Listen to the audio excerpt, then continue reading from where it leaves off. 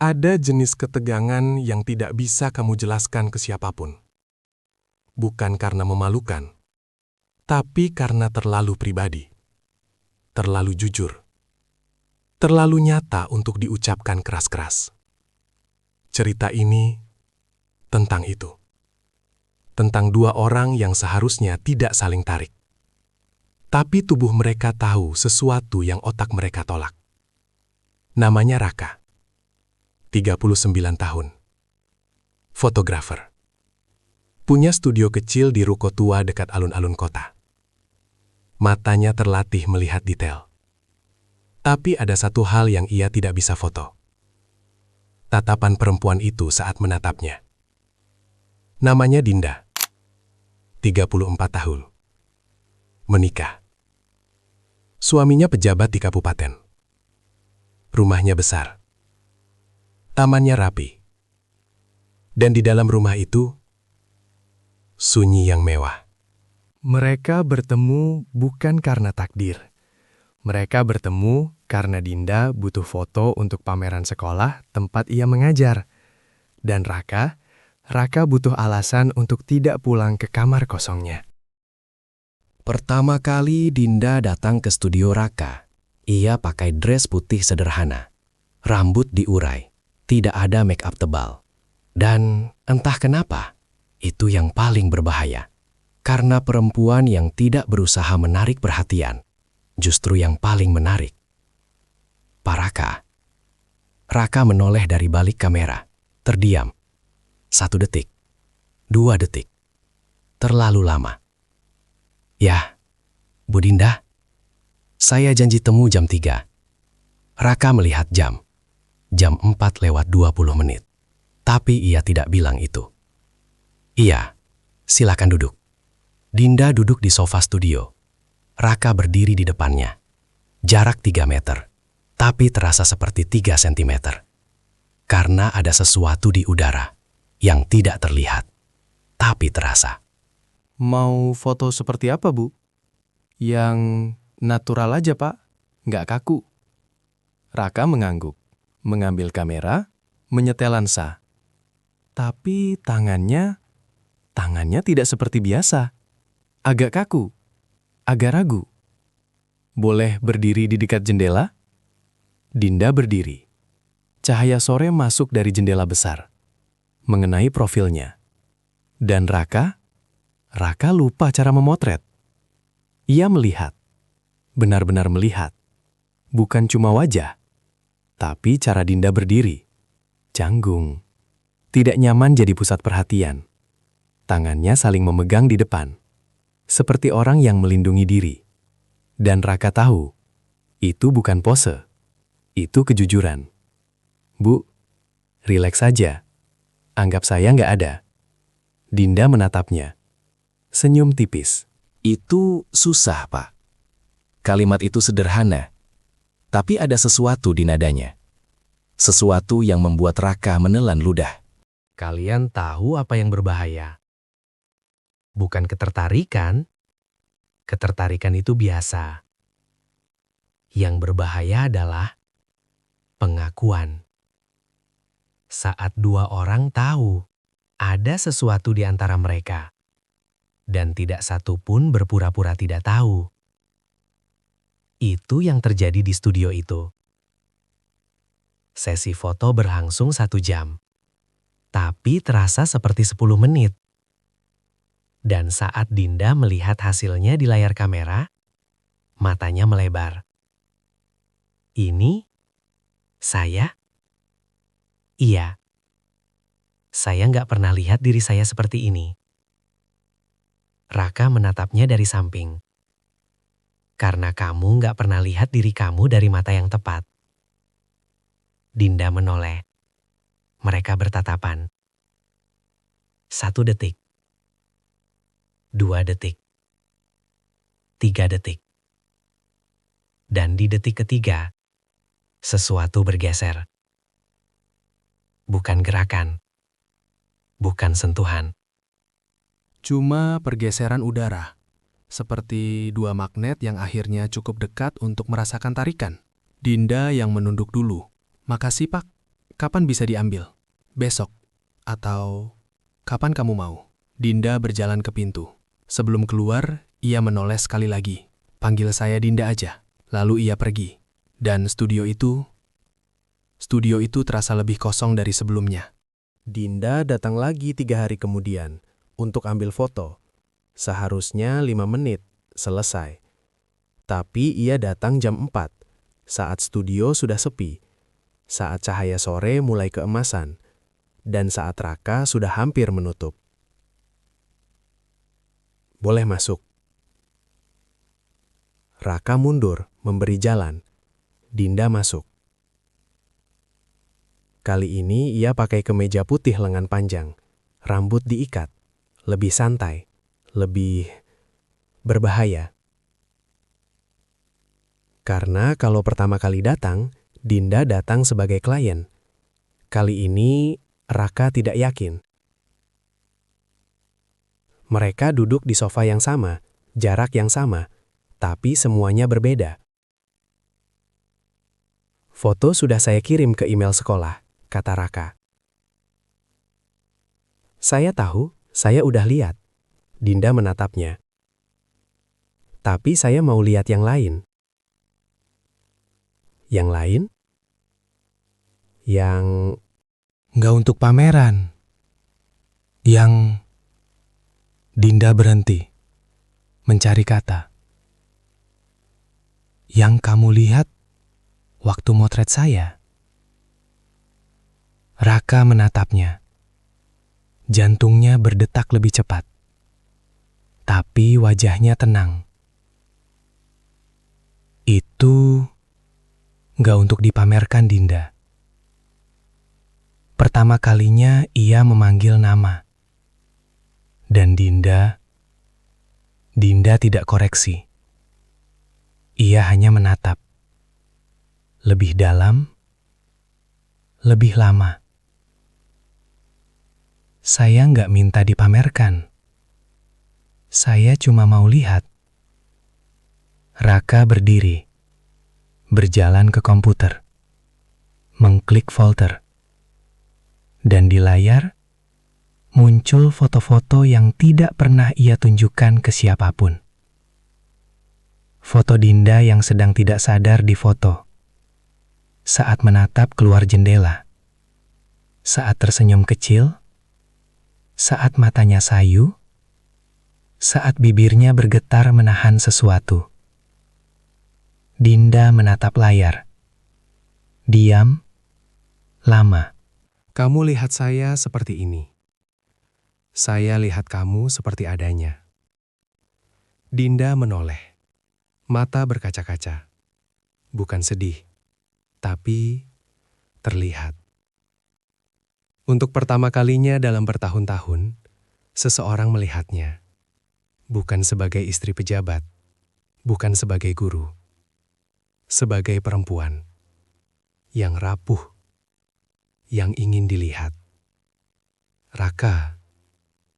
Pertama kalinya ia memanggil nama. Dan Raka merasakan sesuatu di dadanya. Seperti pintu yang terbuka setelah lama terkunci.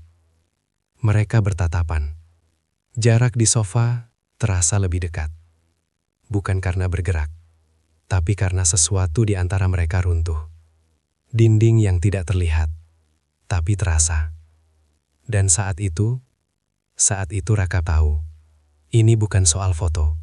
Ini bukan soal pameran. Ini soal dua orang yang lapar akan sesuatu yang tidak bisa mereka namakan. Minggu-minggu berikutnya, Dinda datang lagi, dan lagi, dan lagi. Selalu dengan alasan yang sama. Foto buat sekolah. Foto buat lomba. Foto buat profil guru. Tapi Raka tahu, dan Dinda tahu Raka tahu. Mereka tidak pernah membicarakan itu. Tidak pernah mengakui. Tapi setiap sesi foto adalah percakapan yang tidak terucap. Tengok sedikit ke kiri. Dinda menoleh. Matanya menatap Raka. Bukan ke kamera, ke Raka. Jangan lihat kamera. Lihat saya. Dinda tersenyum. Senyum yang berbeda dari sebelumnya. Lebih jujur, lebih mengundang. Chin turun sedikit. Dinda menurunkan chin. Leher terbuka. Dan Raka, Raka menekan shutter dengan tangan yang sedikit gemetar. Tahan. Bagus. Mereka berdua tahu ini bukan soal foto lagi. Suatu sore, hujan deras. Dinda datang basah. Hujan menjebak di jalan. Ia berteduh di teras studio. Raka membukakan pintu. Dinda masuk. Baju basah, rambut menempel di wajah. Dan ia terlihat lebih nyata dari sebelumnya. Hujannya deras banget. Iya, duduk dulu. Dinda duduk di sofa, menggigil kecil. Raka mengambil handuk dari dalam, memberikannya. Nih, Dinda menerima, tapi tangannya gemetar. Terlalu dingin untuk mengeringkan rambut sendiri. Dan tanpa berpikir, tanpa berencana, Raka duduk di sampingnya, mengambil handuk, dan mengeringkan rambut Dinda. Perlahan. Hati-hati. Seperti menyentuh sesuatu yang bisa pecah. Dinda terdiam. Matanya tertutup. Nafasnya berubah. Dan Raka merasakan itu. Tangan yang mengeringkan rambut berhenti. Ditengkuk. Di tempat yang terlalu intim untuk alasan yang tidak jelas. Mereka berdua tahu, ini bukan soal handuk. Ini bukan soal hujan. Ini soal dua orang yang terlalu dekat untuk berpura-pura tidak merasakan apapun. Dinda membuka mata, menatap Raka dari bawah, dari posisi yang membuat segalanya lebih jujur. Raka, kamu? Dinda berhenti. Bibirnya bergetar. Kamu tahu kan? Saya nggak bisa. Tahu. Tapi kamu tetap apa? Dinda tidak menjawab, karena jawabannya terlalu jujur. Dan kejujuran itu yang paling menakutkan. Raka meletakkan handuk, mundur selangkah, memberi ruang, bukan karena tidak mau, tapi karena terlalu mau. Dan ia tahu, kalau tidak mundur sekarang, ia tidak akan bisa mundur sama sekali. Hujannya belum reda. Kamu bisa tunggu di sini. Dinda menatapnya. Mata berkaca-kaca. Bukan karena sedih, tapi karena memahami. Bahwa Raka tahu, bahwa Raka merasakan, dan bahwa Raka memilih untuk mundur. Bukan karena tidak ingin, tapi karena terlalu menghargai untuk mengambil. Malam itu, mereka duduk berdua di studio. Hujan di luar, keheningan di dalam. Tidak ada yang bicara. Tidak perlu. Karena kadang keheningan lebih jujur dari kata-kata. Dinda menatap hujan. Raka menatap Dinda. Dan di antara mereka ada sesuatu yang menggantung.